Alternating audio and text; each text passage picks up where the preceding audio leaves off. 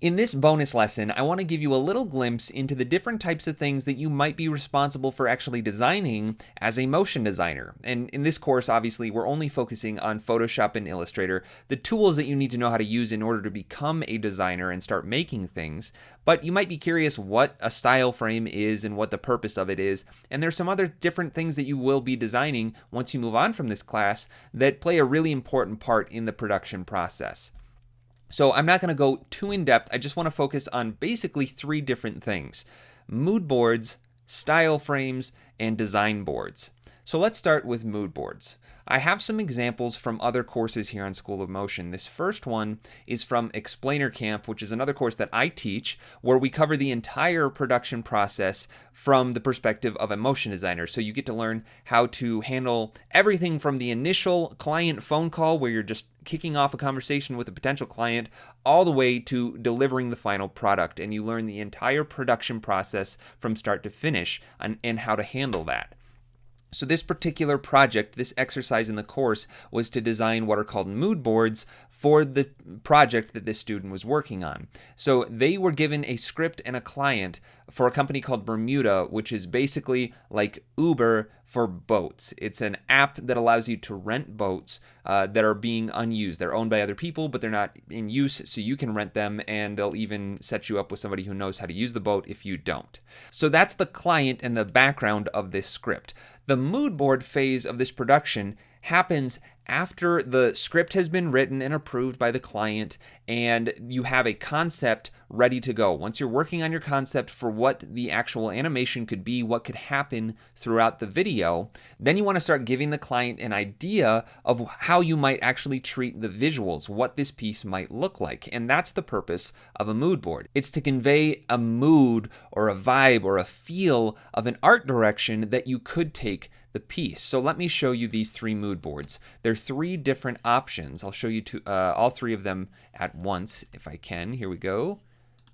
So what we're really looking at here, what a mood board is a collection of reference images, not something that you design. Mood boards are usually just found pieces of art that will support a mood or a feel or a vibe for the art direction that you could potentially take the piece. And it's to give the client options and an idea of where we could go with the animation and the design of the animation. So let's just take a look at the first one here. And look at the fine print. Up at the top we see digital/screen print style. So all of these graphics together kind of have the same similar art direction of a kind of classic screen print look. So that's the first mood. And you can see that all of the color scheme from each piece is also very similar. It all works together. So you can use mood boards to also kind of convey a color palette that you might use for the client's project. The next mood board is a little bit different. It's still obviously very aquatic. It fits with the client's actual needs. Their product is renting boats, so having all of this ocean and water-based stuff makes sense, but the style of the artwork is very different. You can see that the digital/multimedia painter style is very different than the screen print. This is very clean. There's not a whole lot of texture, whereas this one, you can see all these nice little brush strokes. It's very painterly, but all of these images go well together. Again, they fit together as a single type of style or mood. And then we even have a third option here. Again, all of the colors are different, but they all go together. We have a lot more saturated purples and blues. And this mood board is the classic vector style. So this is basically the standard trendy look that clients are probably used to seeing. So showing all three of these together gives the client the ability to kind of visualize what direction the art and illustration style could be taken for their piece, and it allows them to have a conversation, a dialogue with you, and make some decisions on how their product that you're making for them is going to eventually end up looking like. Remember though, none of this is designed by you or the designer. These are all just reference images that you collect and put together into these individual frames so that the client can just understand a mood. So a lot of times that's the first bit of design work that you're doing. And again, you're not designing them, but putting them together in these nice clean frames to present to the client.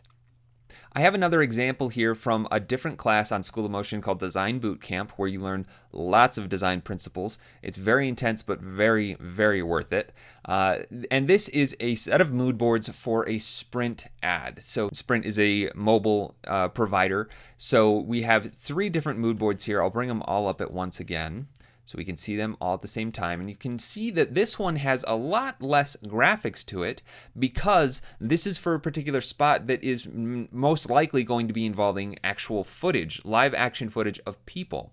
So you can see how these mood boards look a little bit different. There's a lot more actual photo references instead of just artwork. But this particular designer set up all of these mood boards to match the branding of Sprint. Their logo is bright yellow and they have a lot of blacks and whites. Yellow, black, and white is pretty much their color palette. So this designer tinted all of the images to fit the Sprint brand, and that's a great way to show the client how you can treat photo or video references to fit their own brand. So this first mood board has a lot of kind of explosions and these powdery things and light streaks. Very cool. All of these images kind of go together, and you can see how you would be treating these photo elements. And this lettering here is also very hand-done, brush stroked on, so you can get a preview of how type might be handled in that mood. Then this second option, we have a lot more of graphic design. It looks kind of screen printed here. We've got some collage-y stuff, very geometric graphic design here, and then some more hand lettering showing up. And this one right here is a great example because it's showing how you can incorporate mobile, cellular coverage imagery with graphic design or hand lettering. So this is just another option, slightly different mood, but still feels very much like Sprint. And then we have a third option, which has, again, a lot more photo and video references, but it incorporates the graphics into them in a very unique way. So we've got, the Sprint logo is even incorporated into this board so that it feels a little bit more like Sprint branding. But you can see how they've overlaid a couple of images together here. They've incorporated hand lettering straight on top of a photo, almost like it was painted on top of a photo. So between these 3 mood boards, you're able to, while still staying to Sprint's brand, give Sprint a couple of different options on how you could take the art direction before moving on in the production process. And the next part of the production process would be having the client choose a mood board and creating a style frame based on one of those. So this particular designer used this board right here as an example of what the client might choose, and then designed a style frame following that mood.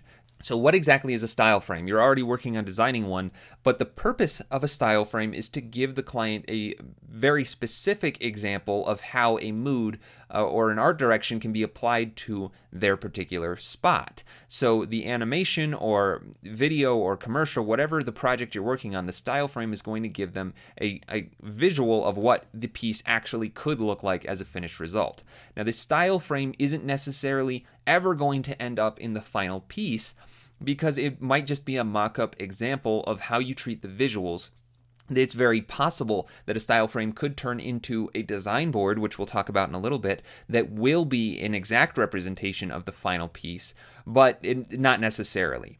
So in this case, the student was just showing how we can incorporate the Sprint brand into some footage and how we might treat the actual text for that spot. So choosing fonts, the layout, the color, the way that the slogan or whatever, this unlimited high-speed data works together with fastest LTE network, and then how we're going to treat the logo down here in the corner. So it's just a basic design layout, applying the mood board that the client chooses so they can get an idea of what this might look like, again, before we go on to actually designing anything final, and especially before it gets into animation. So there's one example of a style frame. Here is another example. This is from a different project from Design Boot Camp for a project called Expedition 100 Mission to Mars. And this would be a piece that goes on a channel like PBS that's kind of like a documentary of space exploration. So this designer made two different style frames, but I want to show you this one because it's presented in a little bit different of a way. This kind of combines the mood boards and style frames together in one. Up at the top we have the style frames, and on the bottom we have a mood/look reference. So this is just another way to handle mood boards, and I'm showing you this because there's no one way to present information to a client. Sometimes they want to see very specific things, other times it's left up to you, and it really depends on what the piece is and what that piece requires for you to be able to communicate what you need to that client. So in this particular case, we're seeing the mood and the style frames on the same page at the same time. So this, I believe, is a still from a movie called The Martian, and then we have some NASA imagery and maybe even some just artwork that was created by people. These are all moods and, like it says, look references, so that the client can kind of get an idea of where you're pulling inspiration from for your style frames. Now, these particular style frames are using a combination of images from places like NASA and footage from the actual client, which in this case was PBS. So they have some footage, and then the designer found some images through NASA on their website to be able to build these. But these three style frames are giving you an idea of how you might handle some text on top of footage, compositing some graphics or footage on top of other photos, and then how the title might be handled. Again, these are style frames, so this isn't set in stone. This is not necessarily going to end up in the final piece, but it's just giving the client an idea. That's really the point of mood boards and style frames. It's giving the client some ideas to get the wheels turning of how the art direction might unfold if we go in this particular direction. And let's take a look at the second set of style frames. Again, completely different look. We've got a different color scheme. The first one was very blue. This one's a lot more orangey and red. But the mood and look reference, if you'll notice on both of these, have again been kind of tinted and color graded to match the style frames. So if you were to just put all of these references on this board without any kind of color treatment, this would probably be a lot more red, not so blue up here, and all of this really has a blue tint. This was probably white. You can really help your designs of even just style frames and mood boards feel a lot more cohesive when you bring all of your reference images together like this, tinting them together and making them fit the client's actual imagery. So here we go again. We've got some more references from movies. This one's Interstellar. We got a couple of movie posters and artwork, and then just some really cool landscape shots of alien planets. And then again, we see the actual style frames from those moods being translated into title treatments and just text cards on top of footage and other imagery. So again, you could give these two options to a client and have a dialogue with them about what you might do with each one of them and talk about which direction the client's happy to go in. So with mood boards, you're definitely giving multiple options so they can choose a mood to move forward in. Style frames, a lot of times you're also giving multiple options to the client so they can see different ways of treating the same mood. And I have another example here from Explainer Camp. Once again, this is the project that I teach through on Explainer Camp. These are three different style frames for the same shot. So we have one shot of these graphics being treated in three different ways. So this first one kind of has this offset stroke on it. The second one doesn't have the strokes, but it has a lot of photo textures in it. And then the third one is just outlines. And I did that for two different shots. So here's the other shot. And in this particular set of style frames, I did not adjust the colors at all. I wanted to keep this color palette and show this to the client as the colors that I think we should move forward with. But instead, I'm just giving them options on the way that we could treat the actual design of these elements. So we're giving the client multiple choices for the mood boards, and we're giving the client multiple choices for the style frames that are based on the chosen mood. Once the client chooses a style that they're happy to move forward with is when we're really going to start designing things. And that's where we get into design boards. So here's another student's version of the Expedition 100 project, and obviously this is from a different student, so it's going to be following a different style and a different mood chosen by the client. But here you can see 7 design boards. Now, design boards are directly correlated to the final animation. You're actually designing the elements that will go on on to be animated. So each one of these frames is corresponding directly to something that you'll see in the final animated piece. So let's take a look at maybe this title frame. This is something that either the designer that you're working with or you yourself, if you are the designer, will build to be animated. So you're laying out the text, you're deciding how the colors are going to work according to the style frame and the mood that the client has already approved.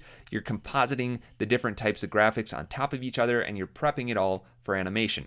That's kind of stuff that's beyond the scope of this course, but this is what design boards are for. It's all asset creation and preparation for animation.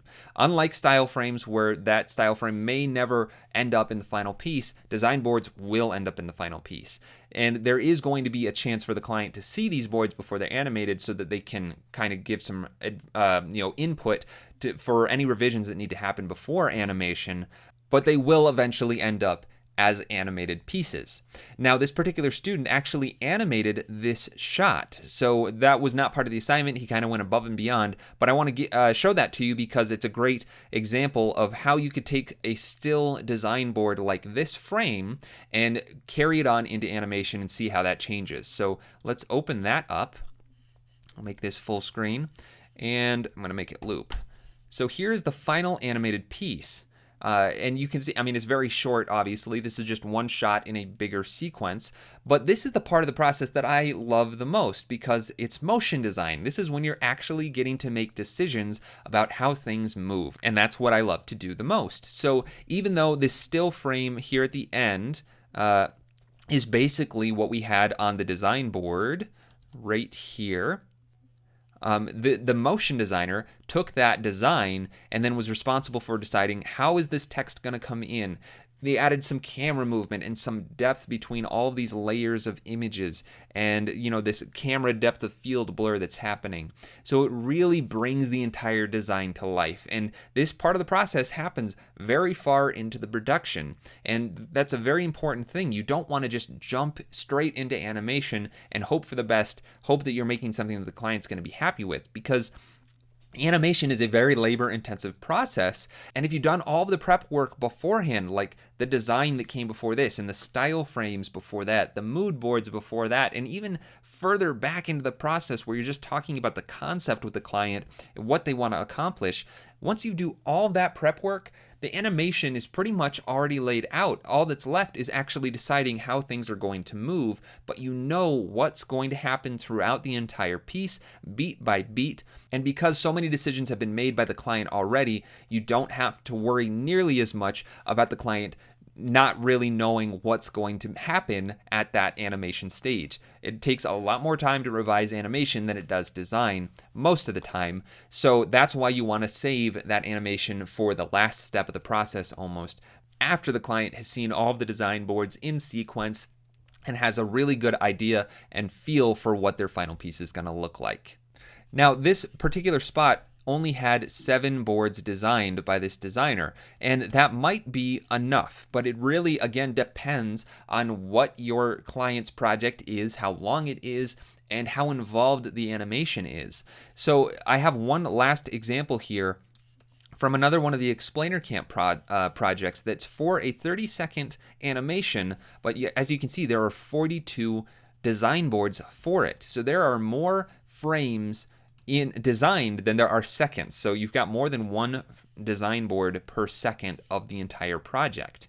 And if we just look at this, there's an amazing amount of detail in this piece. And if we flip through it one at a time, you can actually see the animation progressing from frame to frame before anything's even been animated. And that is a really, really great thing to be able to give to the client so that, again, before you've done any kind of animation, the client can give you feedback on the design boards and really get a good visual of what it might look like before you've animated anything, especially with something that involves character design, because character animation is a very involved process, takes a lot of time to set up and animate, and making revisions on it takes just as much time. So the more visuals that you can give the client at the beginning or before the animation phase, the better, because they're going to get a better and better idea of what their final piece will look like before it's been animated.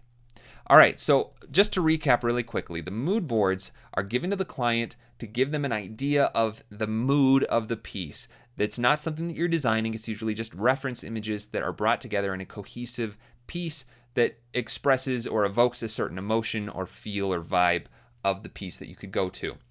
You're usually giving them multiple options on that mood board so that they can pick one and move forward. Then you're going to design some style frames. And style frames might end up in the final piece, or they might not at all. Their real purpose is just to show an example of what could be done with a particular mood that the client chose. And you're going to give them multiple styles of that as well, usually. And the style frames can differ in tone, in color, a lot of different variables. Again, it just depends on the project and the types of discussions that you're having with your client. Once the client decides on a style that they want to move forward with, then you can design boards from it. And again, if your style frame fit with one of the boards that you need designed, then you might translate that into the design boards. But then the rest of that design process is actually designing every shot that you need assets created for and making as many boards as you need to clearly communicate the animation before it's been animated to the client. And then it moves on to the animation and the final touches of production.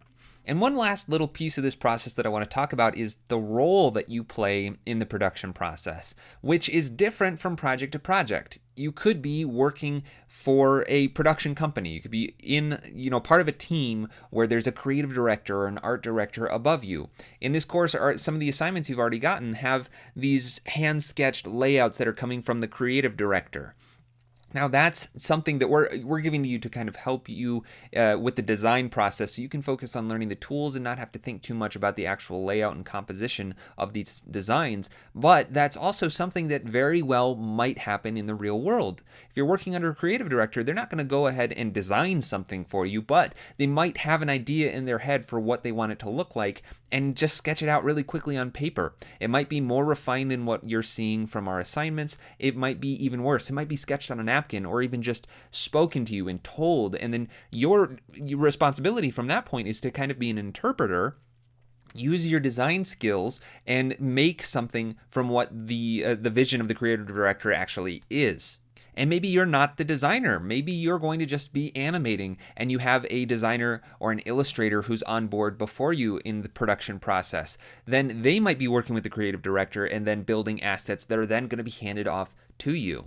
Now, there's also the scenario where maybe you're a freelancer working for yourself and you're hired by a company that is doing all of the production and they're just hiring you to be the animator. In that case, you, again, might be working with assets that are created by another freelance designer or illustrator, or they might be coming to you to build all of the visuals and be responsible for designing and animating. But generally, they're going to be the ones dealing with the client, and there will be basically a buffer, a producer between you and the client, so you have no direct contact with that client, and instead that producer is being the interpreter between client and the actual animator. And then there's another scenario where you are the one running the entire show. The client is contacting you directly and hiring you directly, and you're in charge of not only the animation, but you're going to be designing the mood board, style frames, any kind of visual, anything that the client sees. You're going to be dealing with budgets and calendars and scripts and voiceover. That scenario is what we play out in Explainer Camp and teach you how to handle from start to finish. But I'm just covering all of these different scenarios so you realize that there are lots of different ways that any particular animation project could be handled. So your responsibilities from project to project might be completely different, or you might want to market yourself as just an animator and be hired by production studios that are looking for freelance animators or in-house animators. Maybe you want to try your hand at running the entire show and doing the entire process start to finish, or even hiring other people to help you out with parts of the process that you're not necessarily that great at. There are a whole lot of different scenarios for any given motion design piece, so just be aware that there is no one set way of doing things. So that was a really quick crash course into a little bit of the production process. Like I said, Explainer Camp goes into great detail. It covers the entire production process and teaches you how to deal with the client from start, from that initial phone call all the way to when you're submitting the final render and getting paid. So if you're interested in that, that's probably something that will come along a little bit down the road in your career as a motion designer from this point, but it's something that you can look forward to. All right, I hope that gave you a little bit of insight into the different types of things that you might be responsible for designing and why they're important, what the purpose of each one of these elements are, and why we're having you do a little bit of this work in this course. That's all for this video. Thanks for watching, and I'll see you in the next one.